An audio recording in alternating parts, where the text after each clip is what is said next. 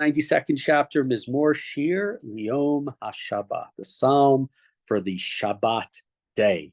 Right, this is a song that we say on Shabbat. According to the Midrash, was said by Adam Harishon on the Shabbat day. Right, all of a sudden it becomes dark and there are difficulties therein. But let's see what the chapter says. We know we say it Friday night. We say it other times. Tov lahodot ladonai ulezamer l'shimcha el yom. It's good to give thanks to God, to sing the praises to the one who is Most High, that is to God. Lahagid baboker chastecha v'emunatcha balelo, to proclaim God's kindness, God's love in the day, in the morning, and this God's faithfulness at night, not just in the morning, but at night. Night is the time of the idea, privation, darkness, difficulty, and so the idea that it's not just in the morning, but at night as well.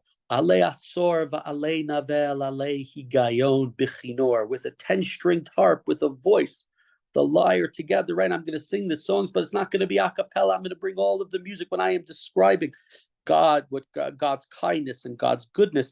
I'm going to sing these songs. Ki simachtani Adonai b'fa'alecha b'ma'aseh yadecha aranei. You have made me happy, God, with your deeds, and thus I will shout out. I will shout for joy. I will exclaim all of what you have done. Your ma'aseh yadecha, everything that you have created. Ma gadlu ma'asecha Adonai, me'od amku machshavotecha. How great are your works, O Lord? How very subtle, how very detailed are your designs. This verse 6, said by many people very often when they see something wonderful in nature, they go and they see the Grand Canyon, or I can list all the places in Colorado, the Black Canyon of the Gunnison, Rocky Mountain National Park, etc., etc. We have too many to list, but people like to say that Ma Gadlu Ma'asecha Hashem. I see the beauty of everything that you have created, this beautiful earth, and the appreciation that the Bishorer, that the author of this psalm has for the permanence and the physical beauty of this world and everything that God has created. God created a beautiful world for us. Continuing in verse 7, we're trying to destroy it. We're doing a good job of that. Ish ba'ar lo yeda u'chsil lo yavin et zot. I should say, when we say we're trying to destroy it, nobody here in this learning group. Those are all the other people.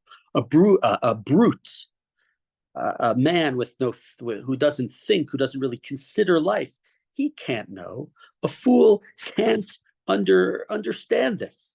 They don't understand the beauty that God has created, and it's almost like it's somebody whose animal instincts are above their human instincts. They don't appreciate beauty. They don't understand. They don't look. It's all it's all about instincts and desires and wants, as opposed to what a person is supposed to be able to consider, to be able to think. And one of the important things about being a human is the understanding of beauty. Some people see beauty in music. Some people see beauty in art. Some people see beauty in nature, whatever it is. And maybe you see beauty in all of them. But here, the chapter, it's about considering, understanding that this comes from God, as opposed to these brutes who are just sort of animalistic. Continuing verse 8, Pasuk Chet, B'frach Rishayim Kamo Esav V'yatzitzu Kol Po'alei Avin Lashmidam Ade'at.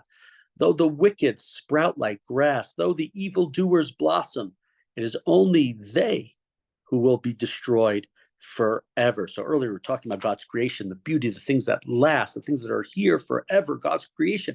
Here you have the people who are evil, who don't appreciate that beauty of God. And yes, there may be many of them, and they may seem like they are fortunate and doing well, but it's not something that will last. The comparison between what will last, God's beauty, God's creation, goodness, versus the wicked and evil. Continue Pasuk Tet, V'atamarom le'olam Adonai, but you are exalted for all time, God, right? As opposed to the evildoers. Ki nei oivecha Adonai, ki nei oivecha yovedu, yitpardu kol po'alei avin. Surely your enemies, God, they will perish. All evildoers are scattered like a sheaf into the wind. They'll be scattered and they will cease to be. They'll be broken up. Vaterem kareim karni baloti b'shemen ra'anan.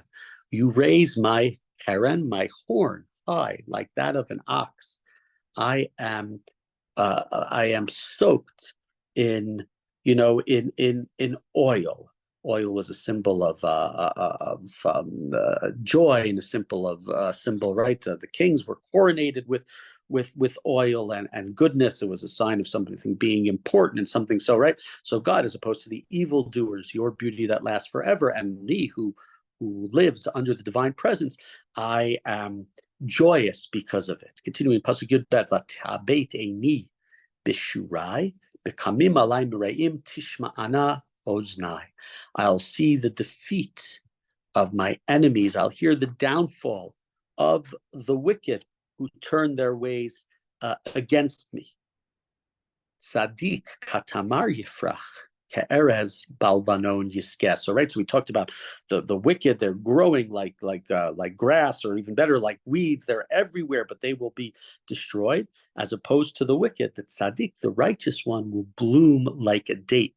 They will thrive like a cedar. So the palm, which is admired for its stature, palm tree, which is admired for its height, and like a cedar of Lebanon. We, of course, many times we've had cedar trees mentioned. Cedars were the great trees of the ancient Near East. We, of course, know still on the Lebanese flag is a cedar tree.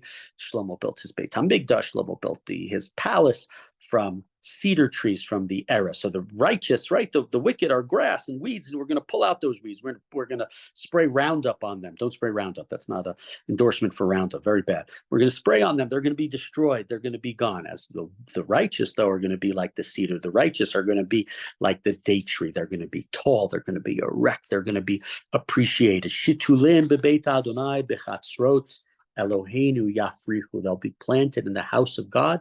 They will flourish in the courts of God. They're going to be righteous. They're going to be with rich soil. They're going to be in a place of greatness. Now, you're not supposed to have a tree next to the mikdash, discussed in Asherah, Eitzel, it's in Parshat Shoftim. This is a metaphor. It's not really that you're supposed to plant palm trees in the Beit HaMikdash or whatever.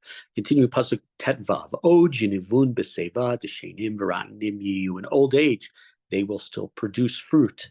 They are full of sap and freshness, right? So the even when they get older, like the palm, which can live a couple of 100 years, the Jews, the Israelites, will retain its vigor, its strength for a long time. And why will they do this?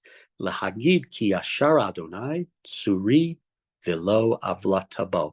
How will they do this? They will attest, they will testify that God is upright, that God who is tsuri, who is my rock, in whom there is no wrong. So this is based upon psukim back in Sefer Devarim.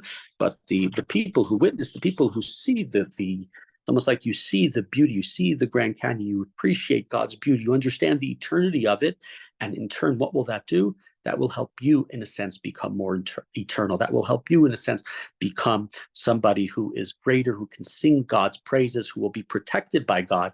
And in the long run, as a result of that, you will be able to sing God's beauty. And so this is a mizmor that's for Shabbat, period when God rests.